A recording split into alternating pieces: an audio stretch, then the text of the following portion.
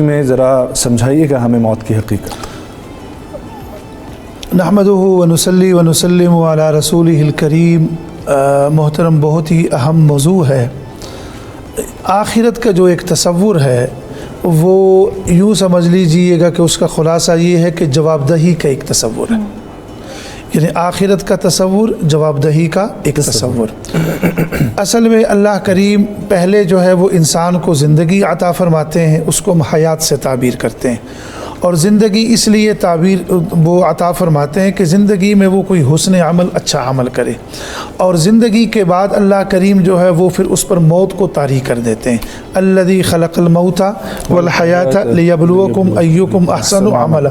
اگرچہ یہاں موت کو پہلے ذکر کیا گیا، وہ اہل علم فرماتے ہیں کہ موت ایک اٹل حقیقت کا نام ہے تو اس لیے اس کو پہلے بیان کیا گیا، ورنہ اولاً تو زندگی ہے، حیات ہے، اور اس کے بعد پھر موت ہے۔ موت جب اللہ کریم کسی انسان کے اوپر جب طاری فرما دیتے ہیں تو موت کے لیے اللہ کریم نے ملائکہ رکھے ہوئے ہیں۔ یہ جو ملائکہ ہے میرے محترم، ایک علمی بات سامعین سے عرض کر دوں، یہ ملک سے ہے، اور ملک جو ہے وہ عربی میں بادشاہ کو بولتے ہیں۔ بادشاہ جو ہے وہ اپنے ملک کے جس حصے میں بھی جاتا ہے اس سے کسی سے اجازت لینے کی ضرورت نہیں ہوتی۔ ایسے ہی ملائکہ جب میرے اور آپ کے گھر آتے ہیں تو ان کو بھی اجازت لینے کی ضرورت نہیں ہے۔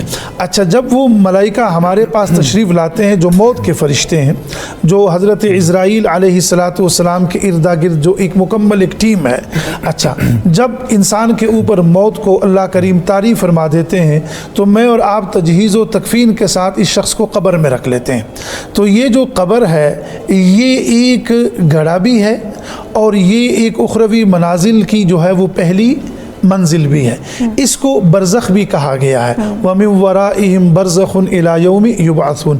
برزخ عربی زبان میں اصل میں ایک آڑ کو کہتے ہیں، پردے کو۔ جیسے قرآن مجید میں اللہ کریم فرماتے ہیں مرج البحرین یلتقیان بینہما برزخ، کہ ان دو دریاؤں کے درمیان میں ایک آڑ ہے۔ تو یہ دو عالم ہے، ایک عالم دنیا ہے، ایک عالم عقبہ ہے۔ عالم عقبہ اور عالم دنیا کے درمیان میں اب یہ آڑ ہے، اب یہ ایک پردہ ہے۔ یہاں پر جب انسان کو آپ رکھ لیتے ہیں تو اس انسان کی اگر روح ہے تو جب روح اس سے نکل سکتی ہے تو روح واپس بھی آ سکتی ہے، بات ختم ہو گئی۔ جب انسان سے روح نکل سکتی ہے تو روح واپس بھی آ سکتی ہے۔ اب جب روح واپس آتی ہے اور اس کو آپ ایسے ہی رکھ لیتے ہیں جیسے آپ نے دنیا سے اس کو ایسا ہی رکھا۔ ایک سوال یہ بھی ہو سکتا ہے کہ ہندو لوگ ہیں یا اور لوگ ہیں وہ ان کو جلا بھی دیتے ہیں، تو اس کا سورہ یاسین میں جواب دیا گیا کہ وَضَرَبَ لَنَا مَثَلًا وَنَسِيَ خَلْقَ قَالَ مَن يُحْيِي الْعِظَامَ وَهِيَ رَمِيمٌ۔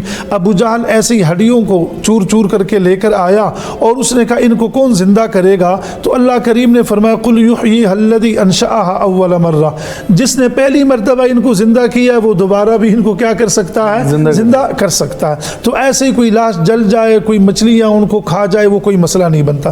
اب یہ شخص جو ہے یہ قبر میں رہتا ہے اور یہ قیامت تک رہے گا، یہ مکمل طور پر یہی قیامت تک رہے گا۔